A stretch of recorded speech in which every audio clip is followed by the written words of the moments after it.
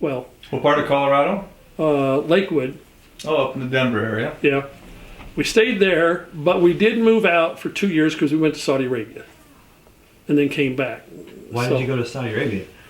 I was loaned to Department of State, who in turn loaned me to the Saudi Ministry of Agriculture and Water, because I went to school to get an engineering degree, and they they sent me. Now, while I was in school, I was in the National Guard, but when I got out there, it was pretty hectic, and by this time we had a couple of kids and stuff. So I kind of went inactive military for a couple of years, but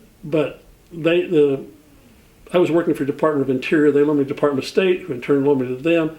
And my function over there was to maintain a friendly presence in the country, get as much money spent in the U.S. as possible, and then provide whatever. And there was a third thing that I don't remember what it is. And the fourth thing was to provide whatever technical assistance I could. And my job there was to help build the water supply for the city of Riyadh and for the royal family. Wow.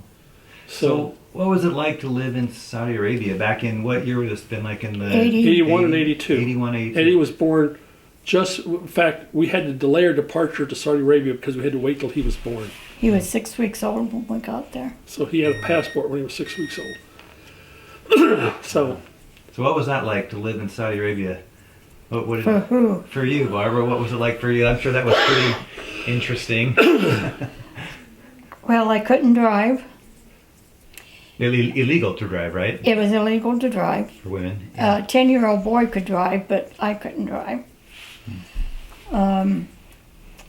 I had 2 teenagers and 2 babies. Dodie was a year old, and Eddie was 6 weeks old. And she got claustrophobia. Before I got there, they had private drivers that would take them to doctor's appointments or shopping. And some guy decided that we had too much freedom, and so he said we had to take buses. Now, the buses were... Shuttle buses, not city buses, but they had bus routes that would... Right. Like they could go. The guys that drove it didn't speak any English. And since I didn't drive, I had no idea where I was at. I had borrowed a double stroller for Eddie and Dodie, which I broke a umbrella stroller because I had claustrophobia, and the only way I could get out was taking Dodie with me with the stroller. I left Eddie with some friends in the compound.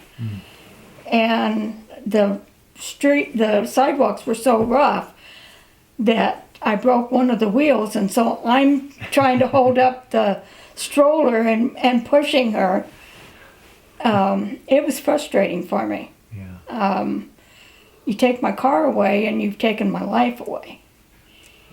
Yeah. And so it was rough on me. So But we came back as soon as we could. Yeah, came back before didn't the like 2 it there. years was up. Yeah. But it was neat to go to Austria for our vacation, and kids got to ice skate in the Olympic arena there in Innsbruck, Yeah. Austria. And Did you? Where else? Where else have you lived overseas? Well, we went back to Austria back in, what, 2000.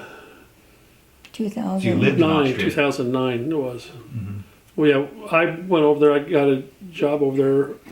That's another story. But basically, I was helping build a hydro plant for the Winter Olympics in Sochi, Russia. Wow. We didn't get the contract, but I went over there. That was the purpose of me, to go over there to help build that. Wow. So to provide electricity for the 2012 Olympics, but we didn't get the contract, so a Russian company got it, but and Sochi is in Russia, so, and this was an Austrian company, but